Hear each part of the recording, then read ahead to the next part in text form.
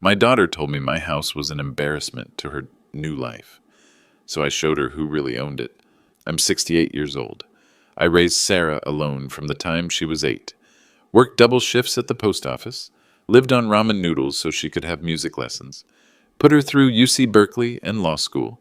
She makes $250,000 a year now, married a hedge fund manager, lives in a gated community in Newport Beach. And last month, she called me from her BMW and said my little house in Riverside was beneath the standards she'd worked to achieve. She wanted me to sell it, move into a senior apartment, something more appropriate for my income level. What she didn't know was that house was never really mine to begin with, and what I did next changed everything. It started 3 months ago at Sarah's Country Club, the Worthington Hills Golf and Tennis Club, $15,000 initiation fee, $800 a month in dues. Sarah had invited me to her birthday dinner, said she wanted to introduce me to her circle.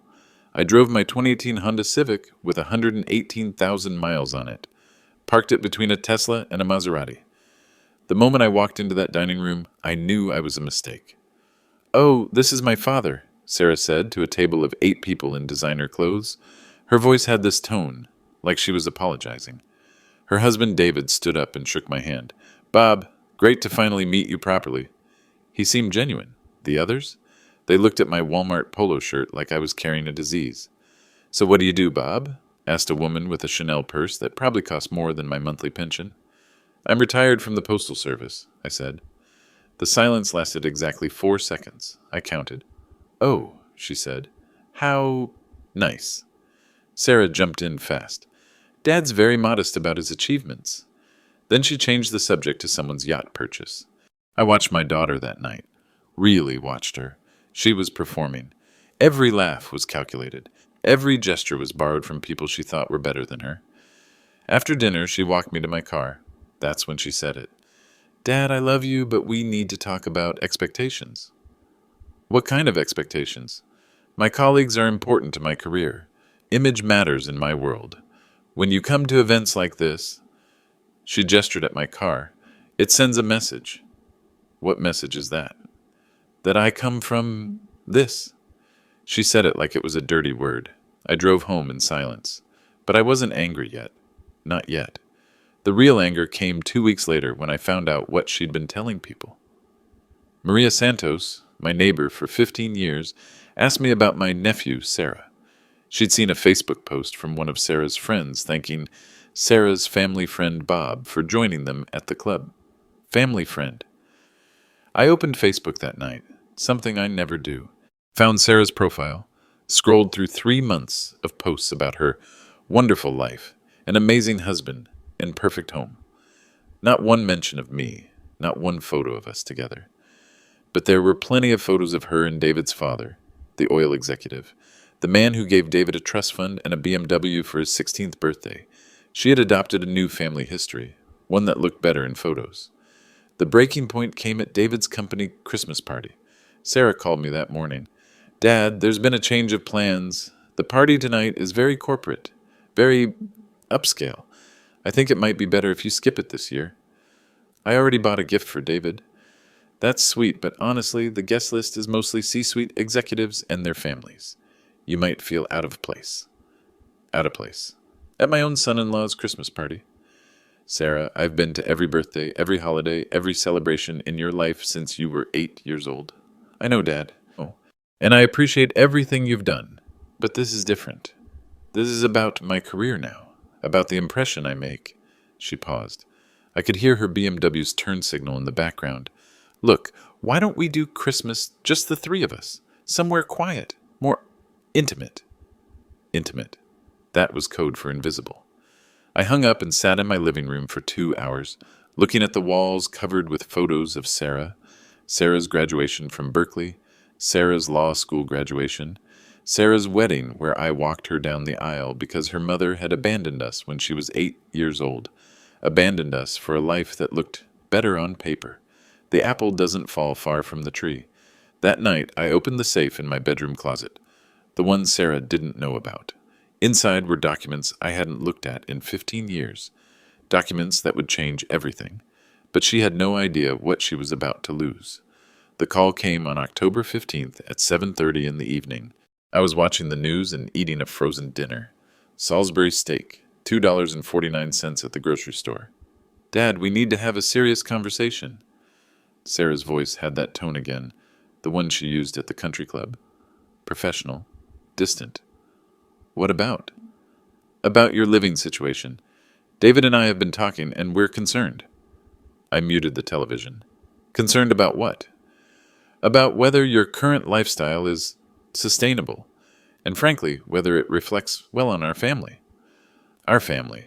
Like I was a member she was considering for expulsion. Sarah, I'm fine. The house is paid off. I have my pension. I don't need anything.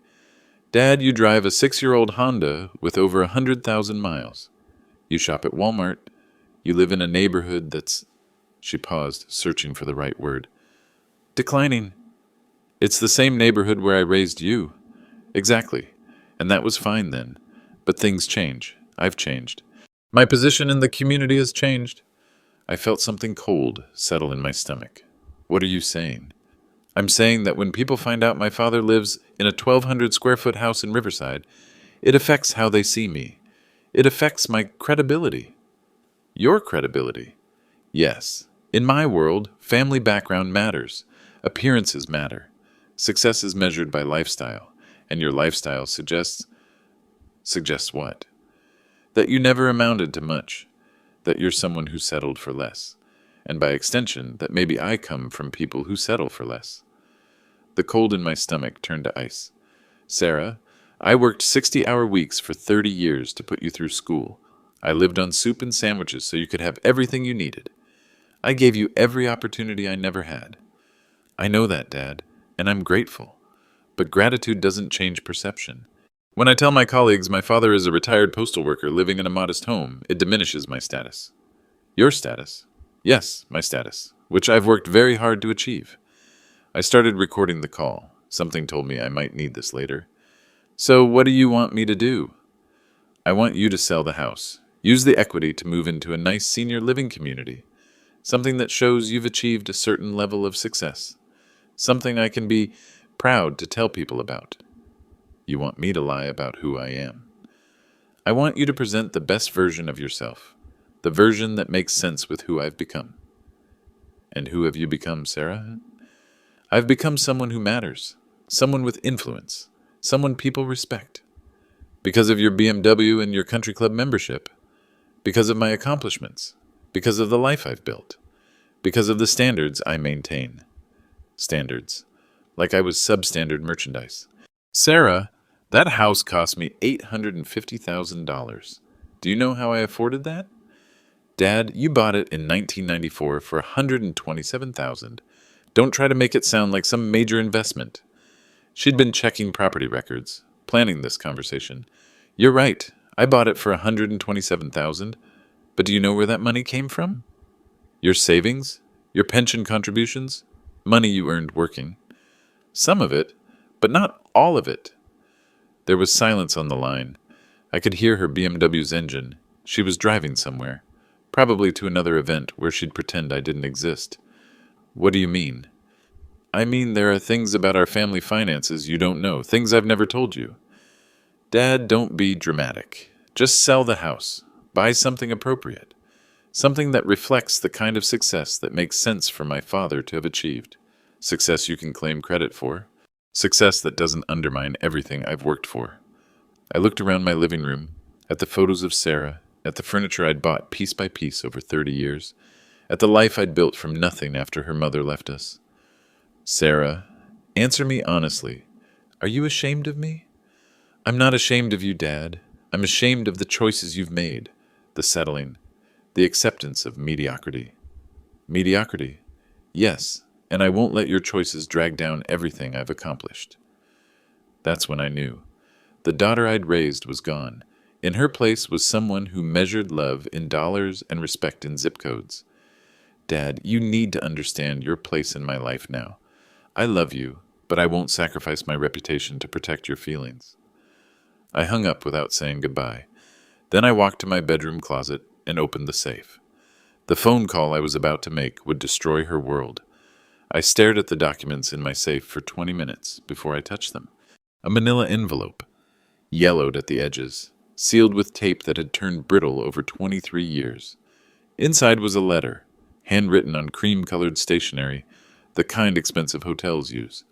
"My dearest Robert," it began, "by the time you read this, I'll be gone." My ex-wife's handwriting, still perfect after all these years. "I know you'll hate me for leaving.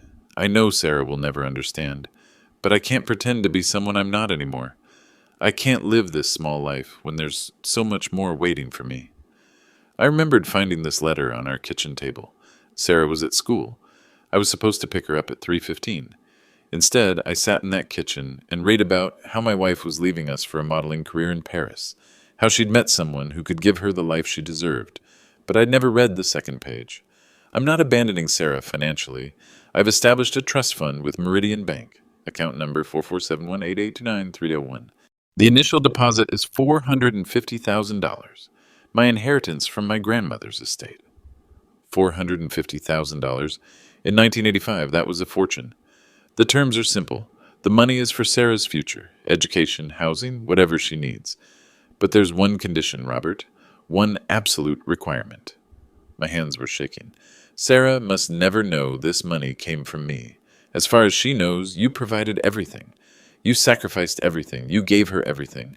Because that's what good fathers do, and you're a good father.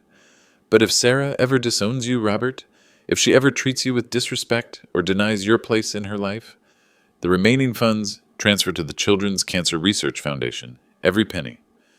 I'm leaving her, but I won't let her become someone who abandons the people who love her. I set the letter down, picked up the bank statements, 23 years of statements, starting balance, $450,000, current balance, $127,000. I'd use that money for everything. The house down payment, Sarah's college tuition, her law school loans, her wedding, even the BMW I'd helped her buy for graduation, every achievement she was so proud of, every success she thought she'd earned, built on money from the mother she thought had abandoned her with nothing. The next morning, I called Elena Rodriguez. She'd been our family attorney for 15 years, handled my will, helped with Sarah's adoption papers when she married David. "Bob, good to hear from you. What can I do?" "Elena, I need to ask you about trust fund law, specifically about inheritance conditions." "What kind of conditions?" I read her the letter, every word. Elena was quiet for a long time. "Bob, this is legally binding. The trust document is ironclad. If Sarah has shown public disrespect or denial of your relationship, you have grounds to trigger the forfeiture clause." "What would that mean?"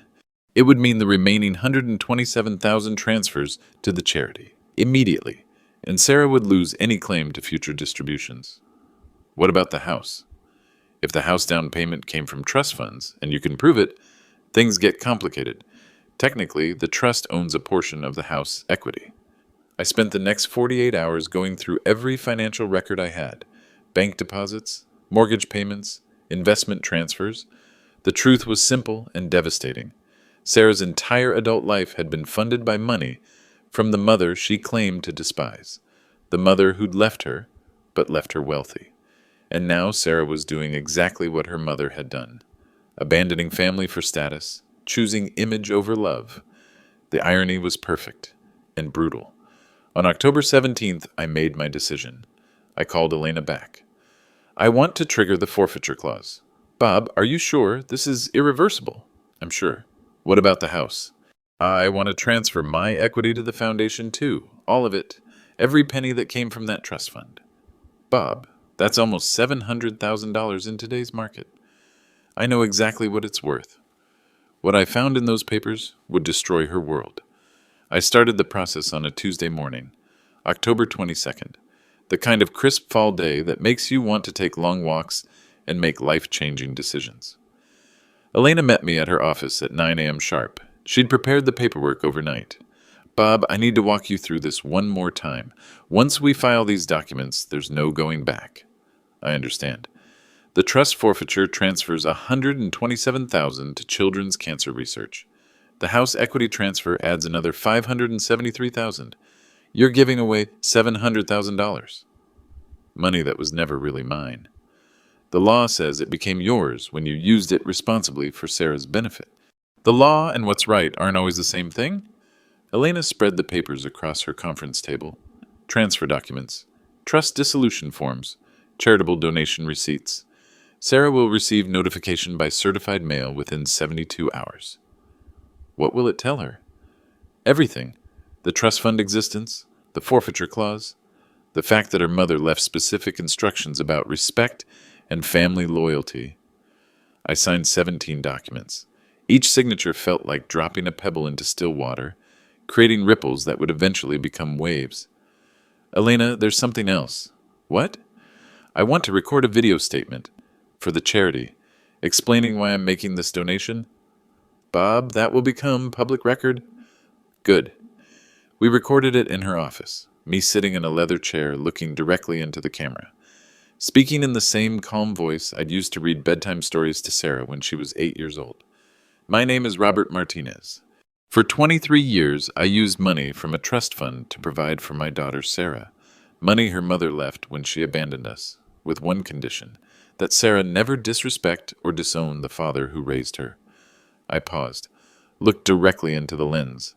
Yesterday, my daughter told me I was an embarrassment to her new lifestyle, that my house and my choices made her look bad to her wealthy friends, that I needed to understand my place in her life. Another pause. This donation represents every penny of her mother's money. Money Sarah thought came from my hard work and sacrifice. Money she used to build a life she's now ashamed to associate with me. I hope this money saves children's lives. I hope it makes a difference for families who understand that love isn't measured by zip codes or car payments. And I hope my daughter learns that respect isn't something you can buy. It's something you earn, every single day. Elena sent the video to the Children's Cancer Research Foundation that afternoon. They called me within 2 hours. Mr. Martinez, this is Dr. Patricia Williams, Executive Director of CCRF. We've received your incredibly generous donation. It's not generous. It's just returning money to where it belongs. Sir, this is the largest single donation we've received this year. Would you be willing to speak at our annual gala next month? I'd be honored. The certified mail went out Wednesday morning. Elena tracked it online. Delivered to Sarah's Newport Beach address at 2:47 p.m. My phone rang at 3:15. Dad, what the hell is this? Sarah's voice was different, panicked. The professional composure was gone. It's exactly what it says. It says Mom left a trust fund. It says you've been using Mom's money for 23 years. That's right. It says I'm losing the money because I disrespected you. That's right, too. Dad, you can't do this. That money is mine. I earned it. How did you earn money your mother left in 1985? I earned it by succeeding, by making something of myself, by not settling for mediocrity like you did. Sarah, your college tuition came from that trust fund. $180,000. Your law school loans? Paid from that trust fund? Your wedding? I contributed $35,000 from that trust fund. The BMW you're sitting in right now? The down payment came from that trust fund. Silence. Every achievement you're so proud of was built on your mother's money. Money she left with one simple condition. Don't abandon the man who raises you. Dad, please. We can work this out. I didn't mean what I said about the house. Yes, you did. I was stressed. I was trying to fit in with people who judge everything. It wasn't personal. Sarah, you called me an embarrassment. You said I was mediocre. You told me to understand my place in your life. I'll apologize. I'll tell everyone you're my father. I'll bring you to every event. Because of the money. Because I love you. You love the money your mother left. You've never loved the man who raised you with it. That's not true. Prove it. How? Too late. The money's gone. Transferred this morning. $700,000 to help children with cancer. I could hear her crying. Not the delicate tears she used at the country club. Real sobs. Dad, you've destroyed my future. No, Sarah. I've revealed your foundation. And apparently it wasn't as solid as you thought. She was about to learn the truth about her success. Sarah showed up at my house at 6 a.m. the next morning. I was drinking coffee and reading the newspaper. Same routine I'd had for 20 years. She pounded on the front door like the house was on fire. I opened it slowly. She looked like she hadn't slept. Her BMW was parked crooked in my driveway. Door still open, engine running. Dad, we need to fix this, right now. There's nothing to fix. There's $700,000 to fix. Do you understand what you've done? She pushed past me into my living room, started pacing like a caged animal. Sarah, you're in my house. Lower your voice. Your house? This isn't your house anymore. You gave it away. You gave away everything. I gave away money that was never mine. It was mine. Mom left it for me. Mom left it for your future, with conditions. You violated those conditions. She spun around to face me. Her makeup was smeared. Her designer clothes were wrinkled. What conditions? That I worship you forever? That I pretend you're something you're not? That you treat me with basic respect? I do respect you. You called me an embarrassment. I was wrong. People say things they don't mean when they're under pressure. Sarah, you told your friends I was a family friend. You uninvited me from your husband's Christmas party. You demanded I sell my house because it made you look bad. So you destroyed my inheritance out of spite. I donated your mother's money to children who need it more than you do. She sat down on my couch, put her head in her hands. Dad, I have debt, real debt. David's business is struggling. We need that money. Then maybe you shouldn't have spent it before you had it. What do you mean? I mean your BMW payment is $1,800 a month. Your country club membership is $800 a month. Your Newport Beach house has a $4,200 mortgage. She looked up sharply. How do you know that? Because I've been watching you spend money you thought was guaranteed. Money you assumed would always be there. Dad, please. I'll do anything. I'll apologize publicly. I'll tell everyone how wonderful you are. Because you need the money. Because I love you. Sarah, if David's business is really struggling, sell the BMW, cancel the country club, move to a smaller house. I can't do that. My reputation, my network, my career, it's all built on maintaining a certain image. An image bought with your mother's money. Dad, you don't understand the world I live in. Appearances matter. Status matters. If I look like I'm struggling, I lose everything. You've already lost everything. You lost it the moment you chose status over family. She stood up suddenly. Her face changed. The desperation became anger. Fine. You want to play games? I have rights. Legal rights. I'll fight this in court. With what money? I'll get a lawyer. I'll prove you're incompetent. I'll prove you made this decision under duress. Sarah, the trust document is ironclad. Elena Rodriguez drafted it herself 23 years ago, and I recorded a video statement explaining my reasoning. What video? The one where I explain how you called me an embarrassment and demanded I sell my house. Her anger cracked. Fear showed through. Dad, you can't let people see that. Why not? It's the truth. It will ruin me. Like you tried to ruin me? She stared at me for 10 seconds. Then she walked to the door. This isn't over. Yes, it is? She slammed the door so hard, my window was rattled. Rights? Let me tell you about rights. The Facebook post appeared at 8:37 that evening. Sarah had decided to go nuclear. I'm heartbroken to share that my father is suffering from what appears to be early-stage dementia, or a psychological episode. Today he gave away $700,000 to charity money that was meant to secure his future care. As his only family, I'm exploring legal options to protect him from financial exploitation. Please keep us in your thoughts during this difficult time. Elder abuse, #family crisis, #heartbroken. She'd attached a photo of us from her wedding. Me, in my rented tuxedo, her in her $15,000 dress, both of us smiling. The comments started immediately. Sarah, I'm so sorry. My grandmother went through the same thing. Have you contacted Adult Protective Services? There are lawyers who specialize in financial elder abuse. Such a difficult situation. You're so brave for sharing this. 43 comments in 2 hours, all expressing sympathy for poor Sarah and concern for her obviously demented father. My phone started ringing at 10 p.m. Maria Santos, my neighbor. Bob, I just saw Sarah's Facebook post. What's going on? Sarah's trying to control the narrative. Are you okay? She's saying you gave away $700,000. I donated money to children's cancer research, money that belonged to them anyway. I explained everything to Maria. The trust fund, the conditions, Sarah's demands that I sell my house and move somewhere appropriate. Maria was quiet for a long time. Bob, that girl has been ashamed of you for months. I've seen how she acts when she visits, like she's embarrassed to be here. I know. What are you going to do about the Facebook post? Nothing? Nothing? Maria, the truth doesn't need a defense. It just needs time. But Sarah wasn't done. The next morning, she called Channel 7 News, the human interest reporter who does stories about senior citizens and community issues. My father is a victim of his own generosity, she told them. He's confused and vulnerable, and someone convinced him to give away his life savings. I'm fighting to protect him. They wanted to interview me. I declined. No comment became my standard response. To reporters, to neighbors, to the social worker who showed up at my door because someone had called Adult Protective Services. The social worker was a kind woman named Jennifer Park, mid-40s, professional, but warm. Mr. Martinez, I need to ask you some questions about your recent financial decisions. Of course. We sat in my living room. She pulled out a clipboard and a legal pad. Can you tell me about the $700,000 donation you made this week? I walked her through everything.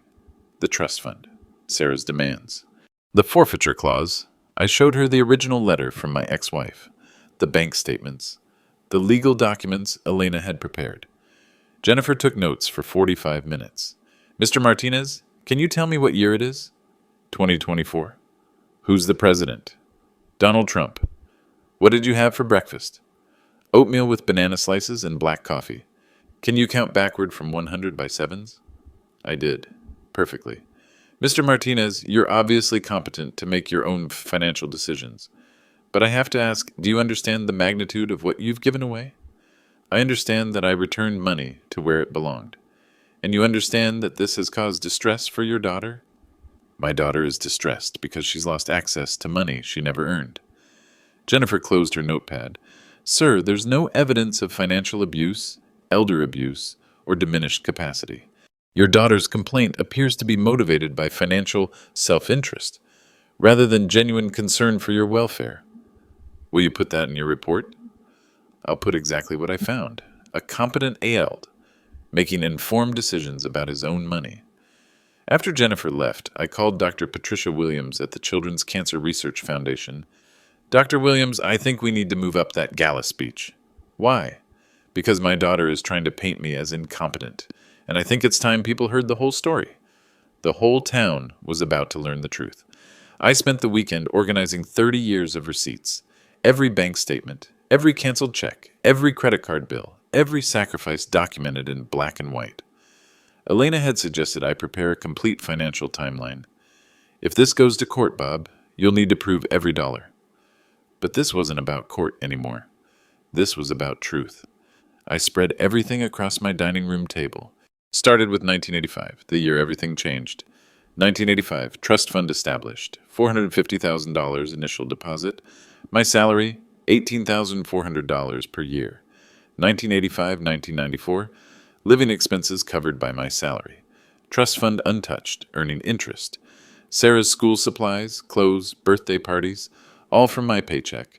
1994, house down payment, $27,000 from trust fund. Mortgage payments from my salary, $847 per month for 30 years. 2006-2010, Sarah's college expenses. UC Berkeley tuition, $45,000 per year. Room and board, $15,000 per year. Books, fees, spending money, $5,000 per year. Total, $260,000 from trust fund, 2010-2013. Law school at USC. Tuition, $55,000 per year. Living expenses, $25,000 per year. Bar exam prep, $3,000. Total, $243,000 from trust fund. 2010. Sarah's wedding. My contribution, $35,000 from trust fund. Her dress alone cost more than I made in 6 months. 2019 BMW graduation gift. Down payment, $15,000 from trust fund. I calculated everything twice, then a third time. Total trust fund expenditures for Sarah's benefit, $580,000. Total from my own earnings, $127,000. 30 years of birthdays, Christmas gifts, school clothes, groceries, utilities, car insurance. She'd used $13 of her mother's money for every dollar of mine. But the receipts told another story too. My story. 1985-2015. Lunch expenses averaged $2.75 per day, always packed from home. 1990-2010. Clothing budget, $200 per year, Walmart and thrift stores. 1995-2020.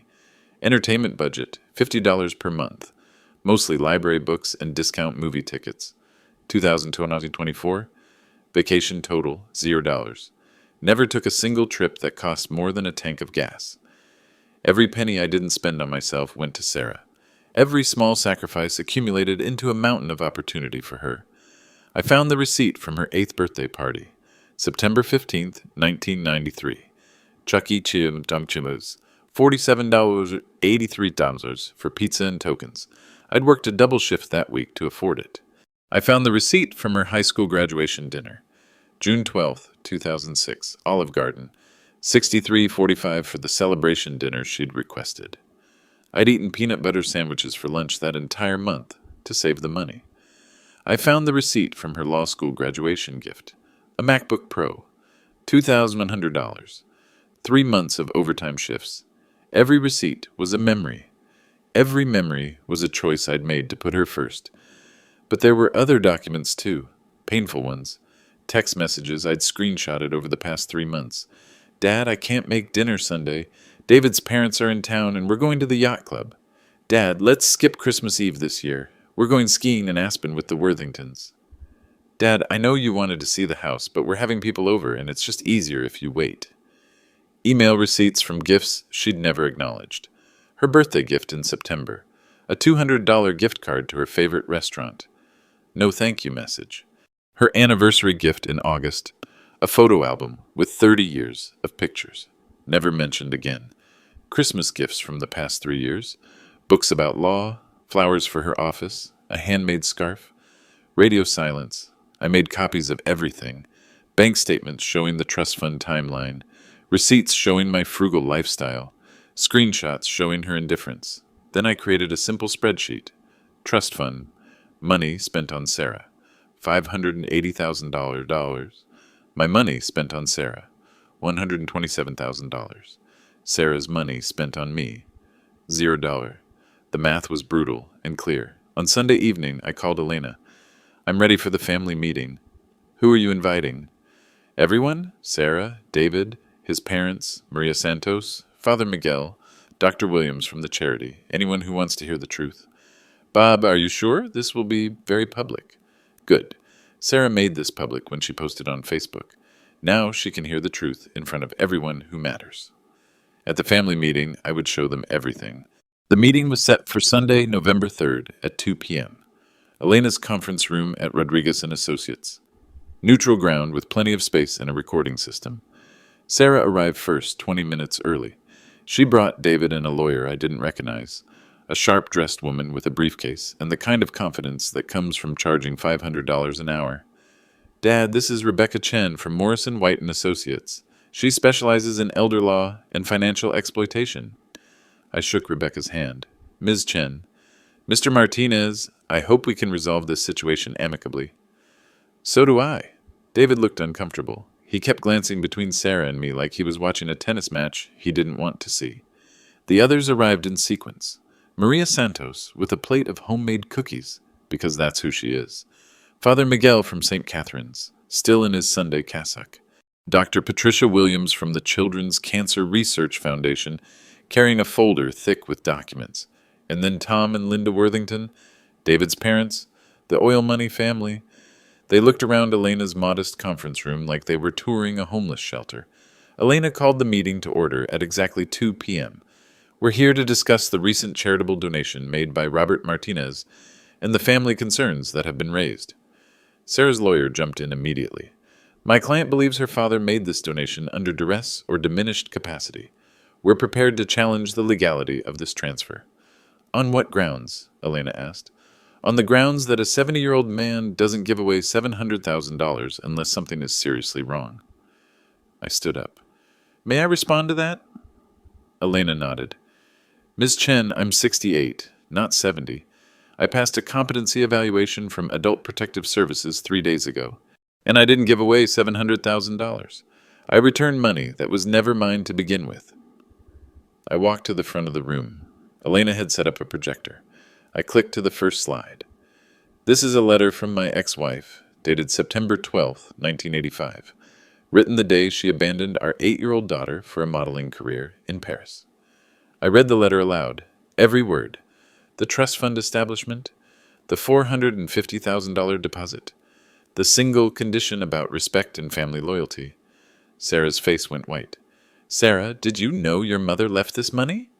No. Did you know every major expense in your adult life was paid from this trust fund? No. Let me show you. Click, and the spreadsheet appeared on screen. College tuition, $260,000 from trust fund. Law school, $243,000 from trust fund. Wedding contribution, $35,000 from trust fund. BMW down payment, $15,000 from trust fund. I looked directly at Tom and Linda Worthington. Your son married a woman whose entire education and lifestyle was funded by money she thought came from a poor postal worker's sacrifice. Tom shifted in his chair. What's your point? My point is that Sarah has spent the last year being ashamed of the man who she thought provided everything, when actually she was living off inherited wealth and looking down on earned income. Click. Next slide. The text message screenshots. These are messages from the past 3 months. Sarah canceling plans, avoiding family events, making excuses about why I couldn't meet her friends. I read them aloud. The yacht club excuse, the Aspen trip, the people over excuse. Father Miguel spoke up. Bob, I've known you for 15 years. You've never missed a single one of Sarah's important moments. That's right, Father, until she started being embarrassed by me. Click. The phone call transcript. This is from October 15th. A recorded conversation where Sarah told me I was an embarrassment to her new lifestyle. I played the audio. Sarah's voice filled the room.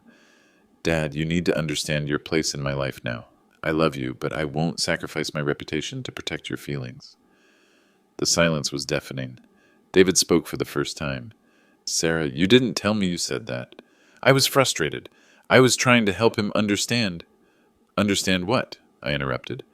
That 30 years of sacrifice meant nothing? That raising you alone meant nothing?